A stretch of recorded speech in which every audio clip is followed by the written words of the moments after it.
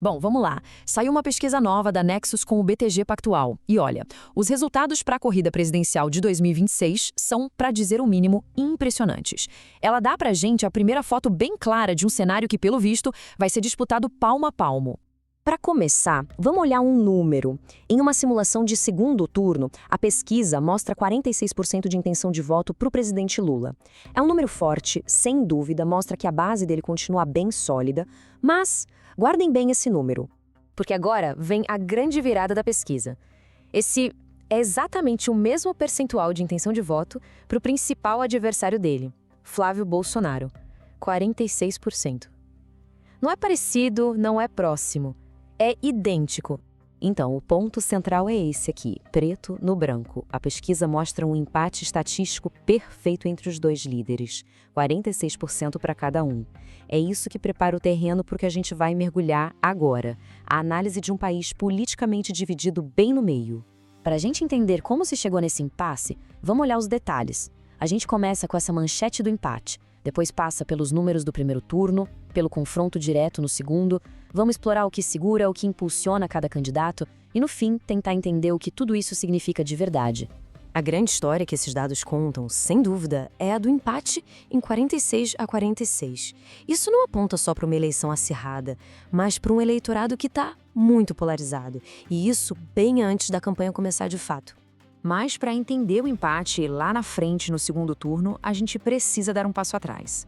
Como é que a disputa se desenha no começo, no primeiro turno? E para isso, é bem importante entender como se mede a intenção de voto. Antes dos números, uma coisinha técnica, mas que faz toda a diferença. Na pesquisa espontânea, o entrevistador pergunta em quem você votaria, e a pessoa tem que lembrar o nome. Já na estimulada, ela recebe uma lista com os nomes. Isso ajuda a medir tanto a força da memória de um candidato, quanto o desempenho dele num confronto direto. Olhando os resultados da espontânea, Lula aparece com 32% contra 26% de Flávio Bolsonaro. É uma vantagem considerável, sim. Mas o que salta aos olhos mesmo é que 1/3 do eleitorado ainda está indeciso ou não votaria em ninguém. Ou seja, tem um mar de votos em jogo. E aqui, um ponto super importante para entender o contexto. O nome do ex-presidente Jair Bolsonaro ainda aparece, lembrado por 2% dos eleitores, mas ele foi declarado inelegível pelo TSE. É por isso que o foco da pesquisa se volta para o filho dele, Flávio, como o nome mais forte da oposição hoje. Agora, olha só o que acontece quando a lista de candidatos é mostrada. Nos 3 cenários testados, a disputa fica bem mais apertada. Dá uma olhada nesse cenário 2, empate cravado, 39-39%. Nos outros 2, a diferença entre Lula e Flávio Bolsonaro está dentro da margem de erro. Na prática, é um empate técnico, já no primeiro turno. Então vamos em frente. Como é que isso se reflete no momento da decisão? A terceira parte da nossa análise. O confronto direto no segundo turno, quando sobram só 2 nomes na disputa. Isso aqui é bem interessante. Ilustra um ponto fundamental. A base de apoio do Lula parece ser de uma solidez impressionante. Não importa quem seja o adversário, se é Flávio Bolsonaro, Romeu Zema ou Ronaldo Caiado, a intenção de voto nele fica ali, cravada nos 46%. Isso sugere um eleitorado muito fiel, mas também pode indicar um certo teto, uma dificuldade de crescer além disso. O que nos leva direto para a nossa quarta parte. Por que a corrida está tão travada? A resposta pode estar no que a gente chama de potencial de voto. Essa análise não mede só em quem as pessoas votam, mas também, e talvez mais importante, em quem elas não votariam de jeito nenhum.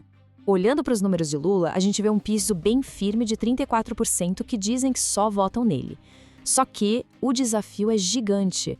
Quase metade do eleitorado, 49%, diz que não votaria nele de jeito nenhum. Isso é o que se chama de uma taxa de rejeição bem alta. E a situação do Flávio Bolsonaro é quase um espelho, o que só reforça essa ideia da polarização. Ele também tem o seu piso forte, de 27%, mas encara uma rejeição quase idêntica, de 48%. Ou seja, os 2 candidatos mobilizam muito suas bases, mas também despertam um sentimento contrário muito forte. Só para a gente ter um contraste, vamos olhar um terceiro nome, o Romeu Zema. A rejeição dele é bem menor, 31%. Qual é o grande problema, então? Mais de 1/3 do eleitorado, 37%, nem sabe quem ele é. Isso mostra o dilema de qualquer terceira via. Como se tornar conhecido sem acumular a mesma rejeição dos líderes. Certo. Vamos então para a nossa parte final. Afinal, o que a gente pode tirar de tudo isso? Vamos juntar as peças para ter uma visão mais completa de como está o cenário político do Brasil hoje. Então, o que essa primeira fotografia nos mostra? Primeiro, um eleitorado dividido, polarizado em torno de duas forças principais. Segundo, os dois líderes têm um teto bem claro, limitado por essa rejeição altíssima. O resultado, por enquanto, é esse impasse, esse empate técnico.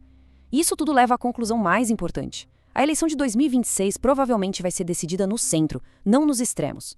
A chave está na mão dos eleitores que hoje se dizem indecisos ou que simplesmente não querem embarcar em nenhum dos dois lados. Essa frase resume perfeitamente a situação. A gente tem uma nação, partida ao meio, com dois protagonistas que, ao mesmo tempo que geram uma lealdade enorme em suas bases, provocam uma oposição ferrenha em quase metade do país. Isso nos deixa com a pergunta que vai definir os próximos anos da política brasileira. Com os dois lados tão consolidados, mas ao mesmo tempo com um teto de rejeição tão alto, quem vai conseguir furar essa bolha? Quem vai convencer aquele eleitor do centro que hoje parece ser o fiel da balança? Essa, sem dúvida, é a grande questão para 2026.